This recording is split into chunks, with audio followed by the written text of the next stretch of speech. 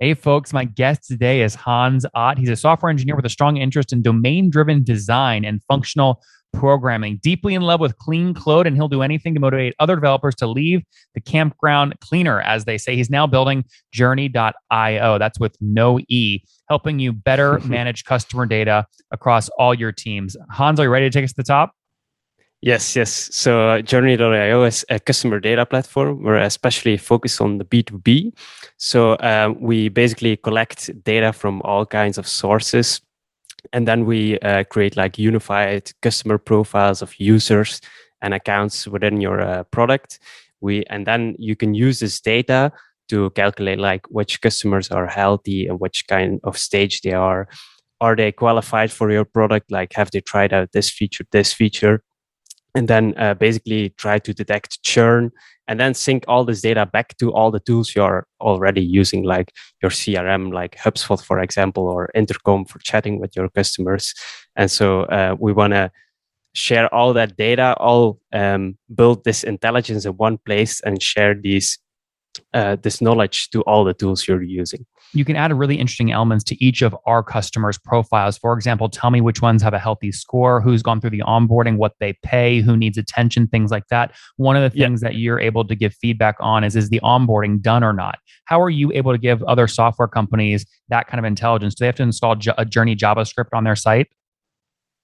Yeah, there are a couple of ways you can do it, but a lot of organizations are using Segment already. Do you know that? Yep. Yeah, so they send already all their data, all their analytics to Segment, and we are basically like a destination. So you can immediately, like with a few clicks, you can attach all your analytics data to us, and then we receive this and build these So unified so customer someone listening profiles. who wants to use Journey would attach their segment account to Journey, and that's how you're rating their customers.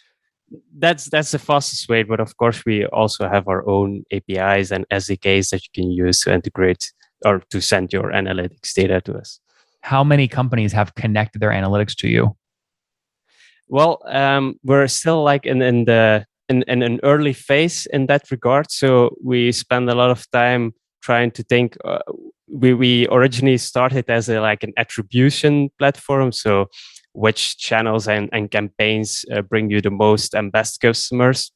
But we pivoted it to this customer data platform, and so that took a while and to build like all these things and get it like there is a lot of technical stuff involved, and so it took a long time to build this great platform.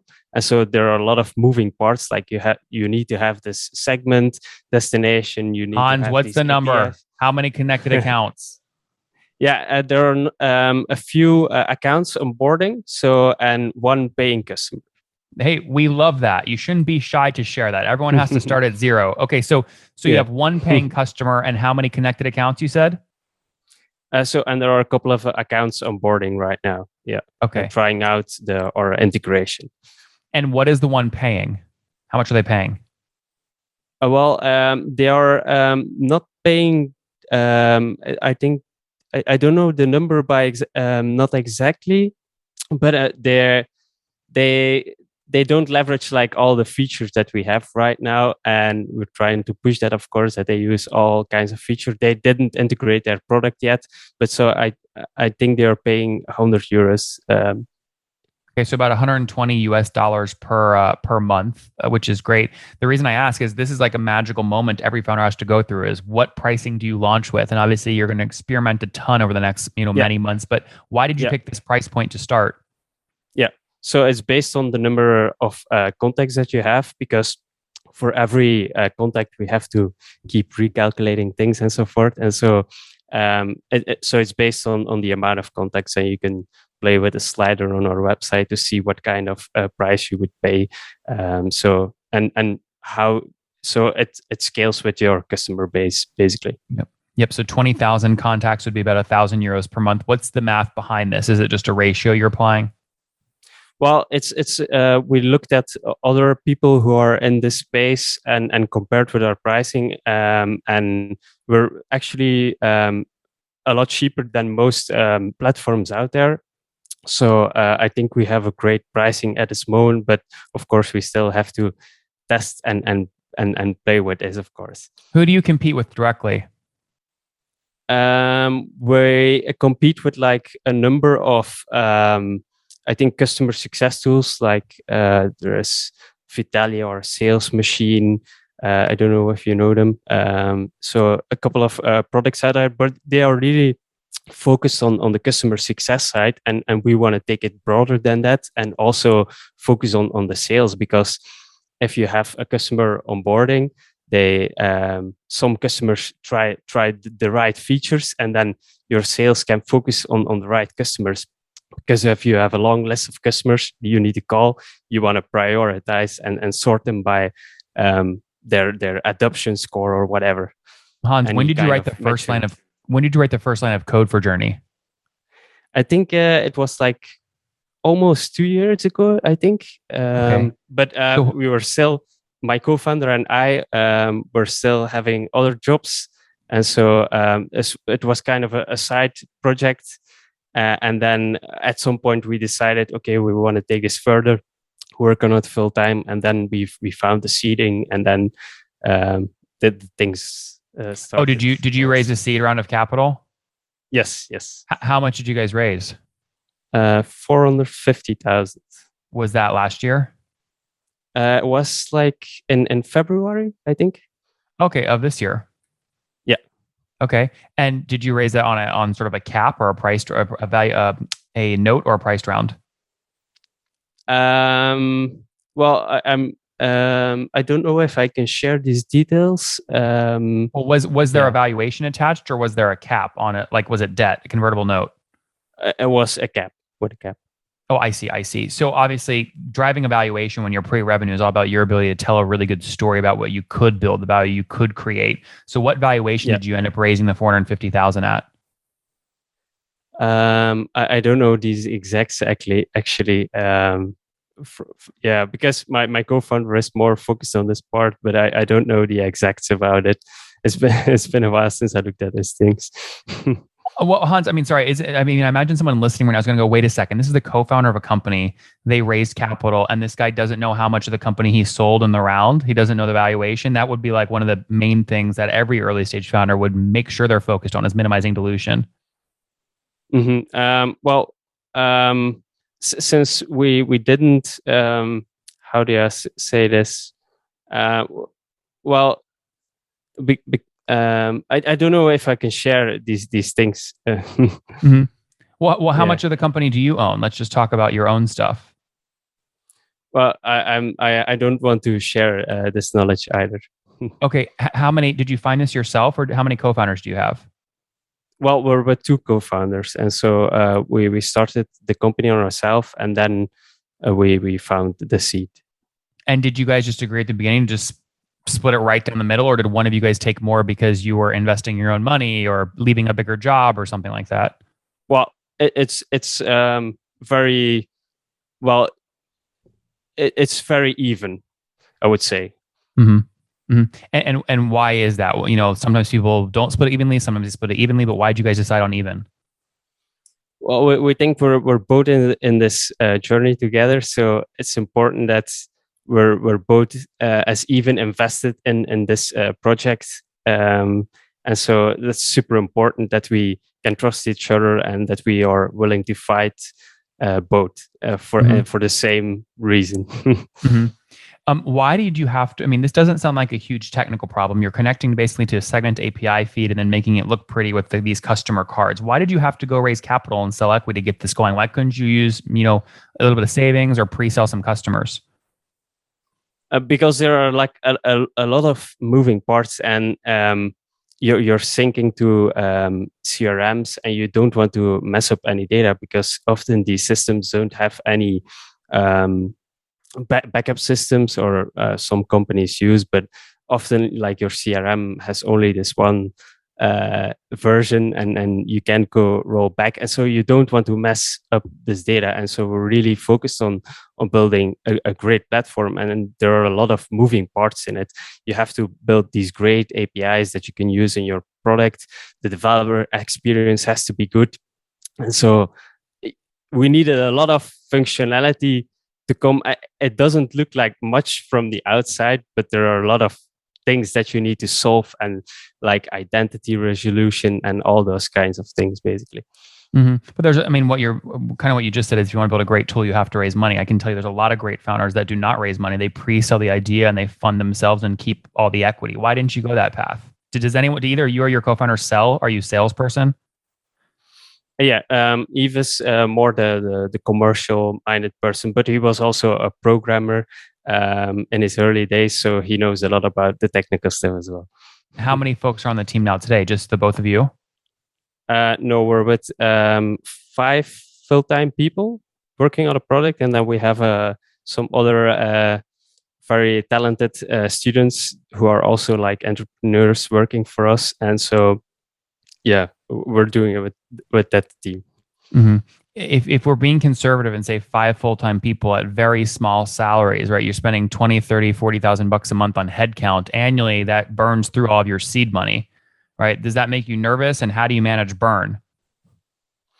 Well, we're very confident about we don't worry about that part. Of course, there's always some worrying, I guess. That's normal, but we're seeing the space and it's growing, and it's a really cool place, like market to be in. And so we're not that scared that we're going to run out of money eventually. So we just want to focus on building that product and finding those customers and making them happy, and then it will come. What do you know? You mentioned you have 4 people on pilots right now. What activation metrics do you know that they need to hit in order to increase the likelihood they start paying? Well, I think it's like how quickly can they like integrate with our APIs? Are they getting the right amount of actionable knowledge about or from this data? How do you measure that though? Well, it's of course we're using our own tool to collect data from our customers. So we're using our own tool, and so in that way we can also play with our own features and know what we have to improve. But other than that, it's still finding like a bit that market fit and what are the features we have to focus on, and a lot of talking with the customers and seeing what they are interested in, to know what kind of insights they want to know, what kind of insights they want to sing back. And so it's still a lot of figuring out right now. And Hans, over the past 7 days, how many customers have you talked to? I'm not sure. I think about like 7 or something like that. And what's your process? You get on Zoom, you ask them questions, you write down what they like and say they're willing to pay for, or what's the process look like? Yeah, we try to design like a survey that encompasses like all the right questions, like what kind of tools you use right now, what kind of CRM, do you like? Would you like to see in which stage a customer is? That it automatically goes from this stage to another stage and so forth. And so, what they need to push their business further and to break down those boundaries between like all the teams, like the customer success and the sales and so forth. Very cool. What is your guys' goal for next year? What revenue do you hope you guys will hit?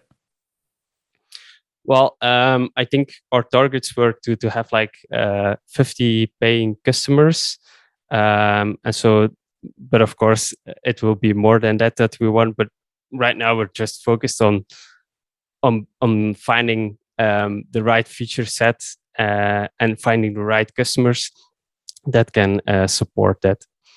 Hans, on that note, let's wrap up with the famous 5. Number 1, what's your favorite book? It's Atomic Habits. James Clear. Number 2, is there a CEO you're following or studying? Yeah, I'm very fan of Nat Friedman, the CEO from GitHub. Yes, I was just say GitLab or GitHub. GitHub. Number 3, what's your favorite online tool for building the business? GitHub. Besides GitHub. I think it's You surprised me. I think it's my editor right now because I've wrote a lot of code with it. It's like PHP Storm. That's the name. Number 4, how many hours of sleep do you get every night? 8. I And sleep a lot. what's your situation, Hans? Are you married, single, kids? I have a girlfriend and we have 2 cats. Oh, okay. How old are you?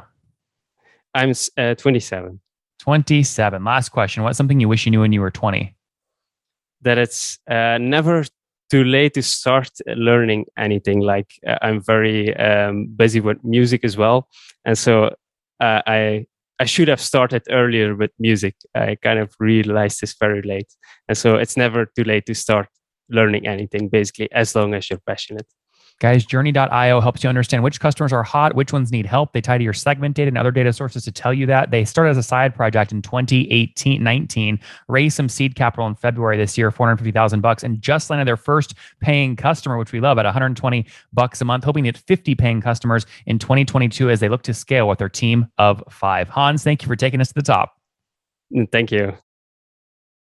One more thing before you go. We have a brand new show every Thursday at 1 p.m. Central. It's called Shark Tank for SaaS. We call it Deal or Bust. One founder comes on, 3 hungry buyers. They try and do a deal live, and the founder shares back-end dashboards, their expenses, their revenue, ARPU, CAC, LTV, you name it, they share it. And the buyers try and make a deal live. It is fun to watch every Thursday, 1 p.m. Central. Additionally, remember, these recorded founder interviews go live. We release them here on YouTube every day at 2 p.m. Central. To make sure you don't miss any of that, make sure you click the subscribe button below here on YouTube, the big red button, and then click the little bell notification to make sure you get notifications when we do go live. I wouldn't want you to miss breaking news in the SaaS world, whether it's an acquisition, a big fundraise, a big sale, a big profitability statement, or something else. I don't want you to miss it. Additionally, if you want to take this conversation deeper and further, we have by far the largest private Slack community for B2B SaaS